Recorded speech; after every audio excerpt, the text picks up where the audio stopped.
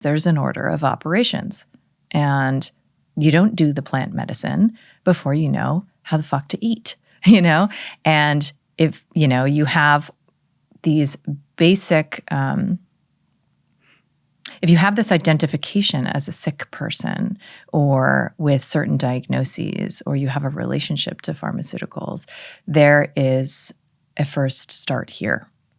Again, this is my bias. Do whatever you want and start wherever you want.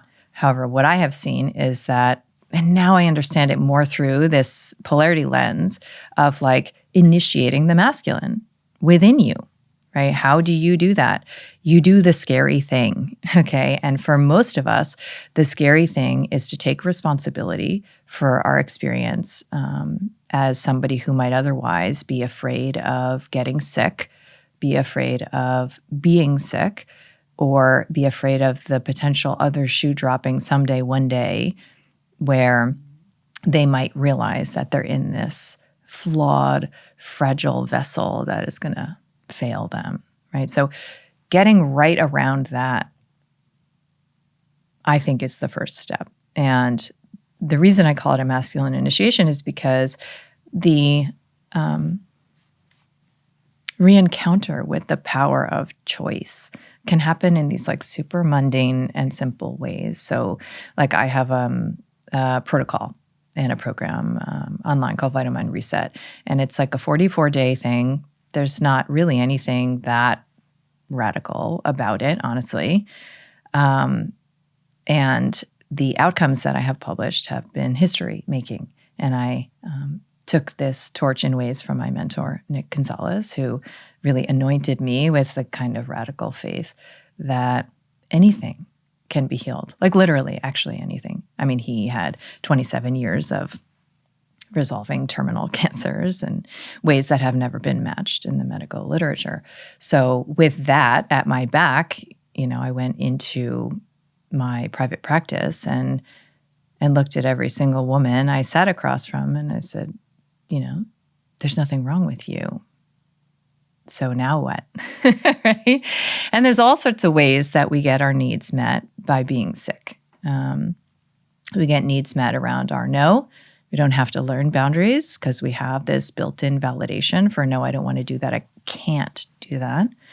And we have all sorts of needs in our yes arena where we can secure attention and a sense of validation and a sense of okayness from whether it's your doctor or the way people relate to you because you're sick, whatever. So when you decide to move in the direction of like the wild unknown and you take responsibility for your experience, it can start with simply committing to a month of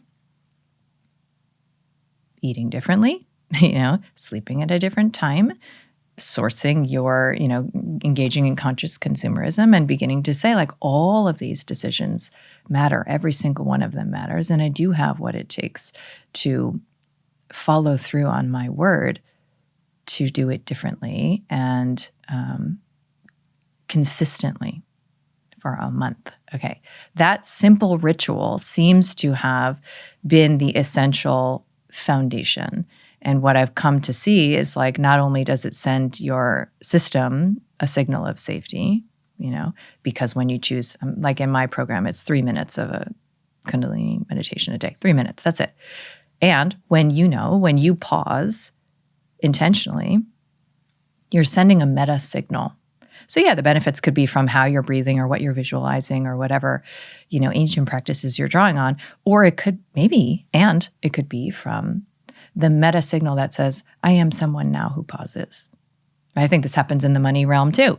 When you buy the thing you can barely afford because your heart has a longing to expand in that direction, you become the person who can buy the thing the moment you click pay, So there are these meta signals we send to our system. And I think when you invest in lifestyle change, comprehensive lifestyle change, and there's a healthy dose of re-brainwashing, right? So in my program, there's 2 weeks where I just focus on defragging all of the beliefs around illness and the chemical imbalance theory and the promise of pharmaceuticals and the untold story of their risks. And that reframing of the experience, sometimes it's an inverting of your understanding, coupled with the behavioral change, seems to confer this reconnection to a locus of power within.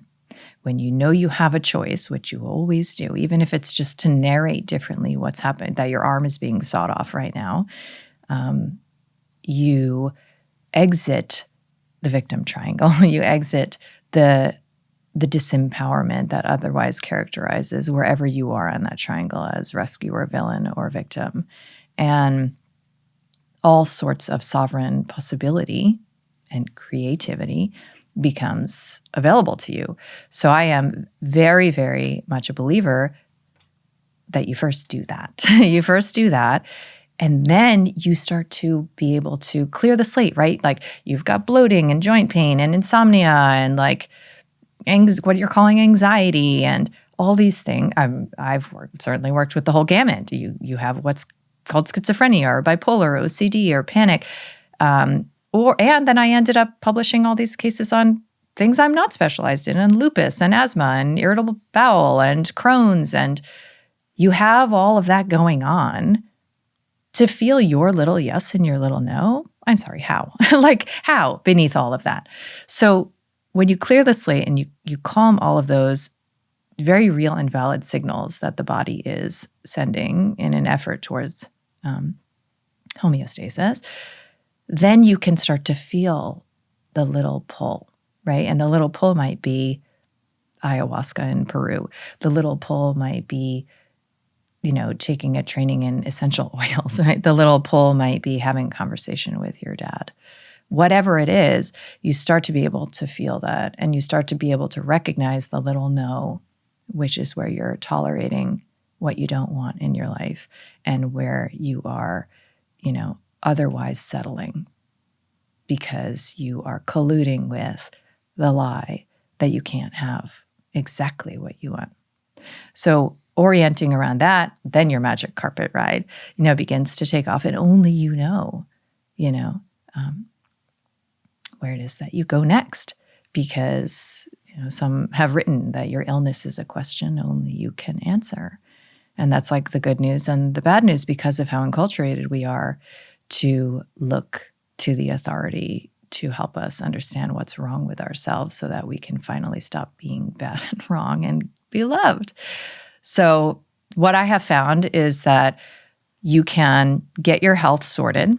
You can stabilize your physiology, and all sorts of, what I've called psychiatric pretenders resolve. So these things that mask or biological imbalances that masquerade as psychiatric. So whether it's blood sugar imbalances or micronutrient deficiencies or hypothyroidism or medication side effects. I can't tell you, how many cases I worked with where once we began to eliminate things like acid blockers or birth control or antibiotics, let alone vaccines, you see, what I was calling my other illness, my other psychiatric illness, was simply an effect of these medications. So when you look at all of these psychiatric pretenders, there is so much energy that you reclaim. But then what I found is you can be biohacking the day away, and doing your sun gazing and wearing your, gadgets and, eating the perfect thing and exploring all the ways to optimize your health. And still something can feel not quite right? And still you can be seeking and searching. And then your self-care, your, sort of wellness journey actually becomes about self-hate. It becomes about, I am still bad and wrong. How do I get to the place where I'm better? Mm-hmm. And that's what really started to interest me in shame, and the role of shame as this very expensive currency energetically. And how is it that can be what is keeping us from our vitality and our experience of, what it is that we came here for. And that work, whether you want to call it desecrating sexuality, which is what I call it in my experience, whether you want to call it shadow work or inner child work or relational work, I just don't know how available that kind of work is before you have, the chopping wood and carrying water of this is how I do a day in the life of me. And I do it this way because I'm choosing to, and because it feels safer in the world. And just admitting that that's real and true, that we develop a sense of like, I am in control here. That is the light side of I'm responsible for my victim story. And then all sorts of things, can unfold, I think, from that place. But that's sort of the journey as I see.